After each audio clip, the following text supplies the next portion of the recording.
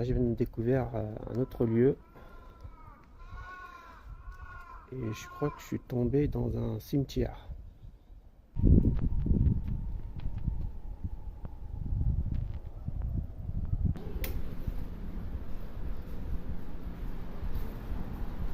Un petit tour d'horizon.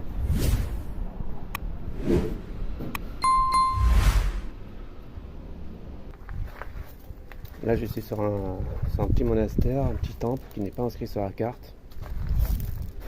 Comme quoi, il faut vraiment se balader dans le réel de Kyoto. Personnellement, je suis pas fan de l'architecture de Kyoto. Les bâtiments qui se trouvent en ville, qui sont plutôt dans les années 50-60. Là, un petit exemple juste derrière moi. Mais si vous vous promenez vraiment dans les ruelles, c'est ça que vous trouverez.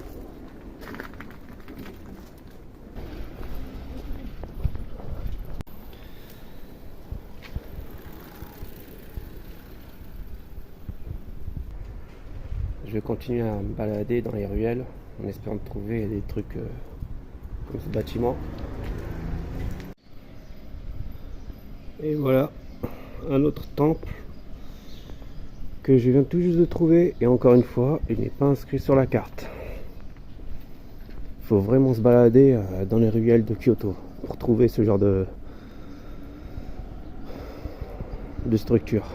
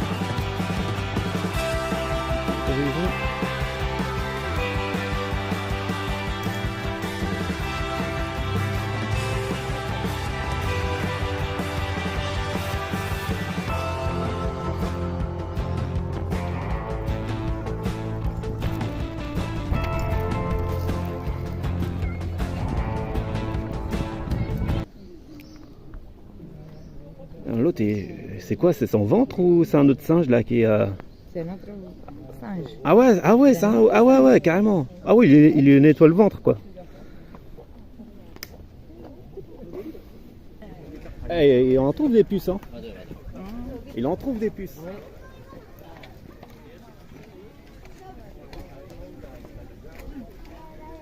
Et en plus, il aime ça. Hein. Il mange. Ah ouais, comme des chips.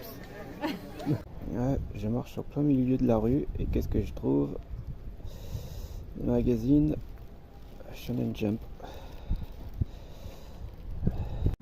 Je sais pas si c'est on peut les prendre ou pas, mais je vais les laisser.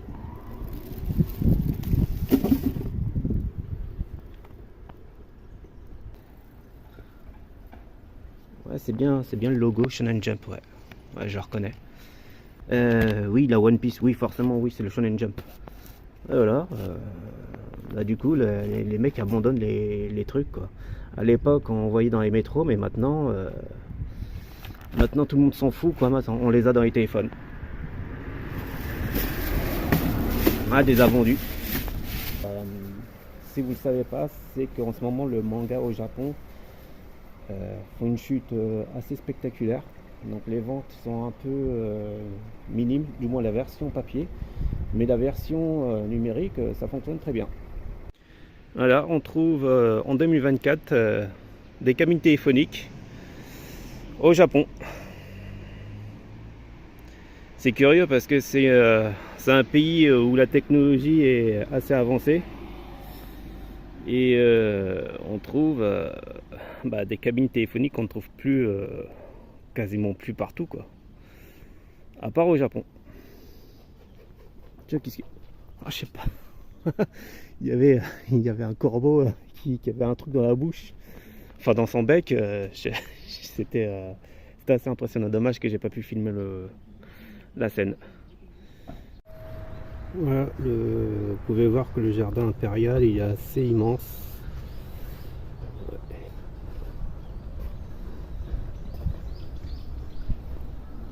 Donc c'est ça le jardin impérial.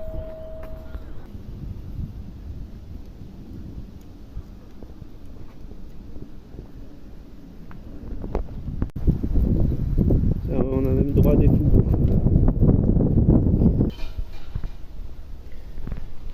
La personne vient de donner une offrande, en l'occurrence une pièce, et là il fait une petite prière en espérant que sa prière soit exaucée. Je m'attendais à voir des temples, des structures, un peu ce qu'on trouve dans les ruelles de Kyoto, voire j'avais espéré de trouver quelque chose de plus imposant d'ailleurs. Parce que ce parc s'appelle le parc, enfin le jardin impérial de Kyoto. En fait c'est un parc comme tous les autres, quoi. Là-dessus je suis un peu déçu. Et en plus c'est mon dernier jour ici à Kyoto. Là je vais y aller à Nara. Dans cette ville, il est un peu spécial parce qu'il y a des cerfs qui se baladent. D'où l'importance que j'y aille là-bas. On va découvrir ça en fin d'après-midi ou en début de soirée. On croirait voir un guépard qui court. Et pourtant, le truc n'a même pas été sculpté. Il a été pris comme ça, il a été trouvé comme ça.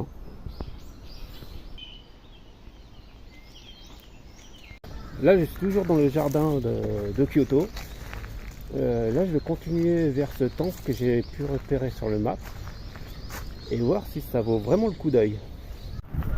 Alors voilà, j'ai trouvé le site de la structure que j'ai pu voir sur le map et malheureusement il faut avoir des tickets pour pouvoir entrer et il n'y a plus de place en ce moment. Il est 1h, enfin 13h et les prochains tickets qui seront mis en vente, c'est à partir de 15h30.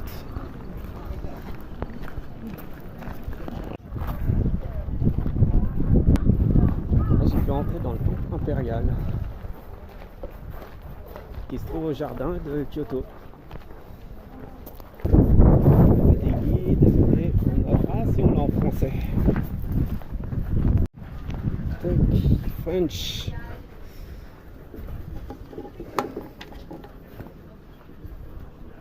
Tac.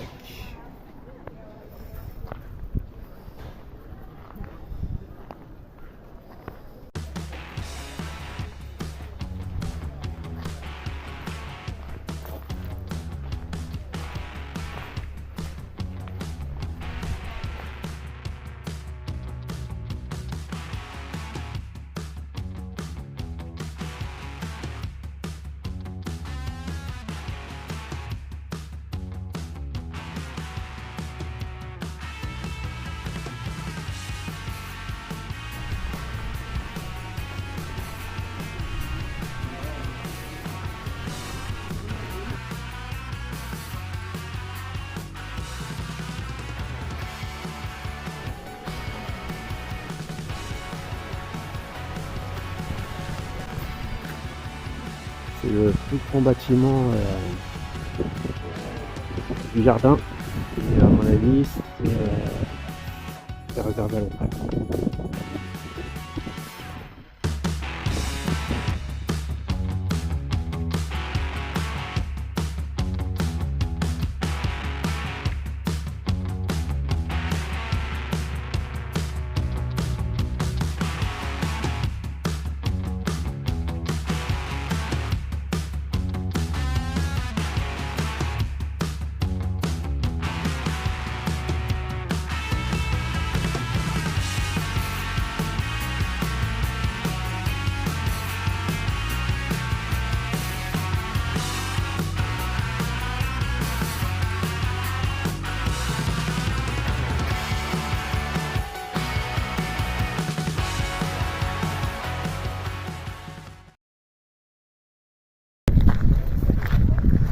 Voilà, la visite touche à sa fin.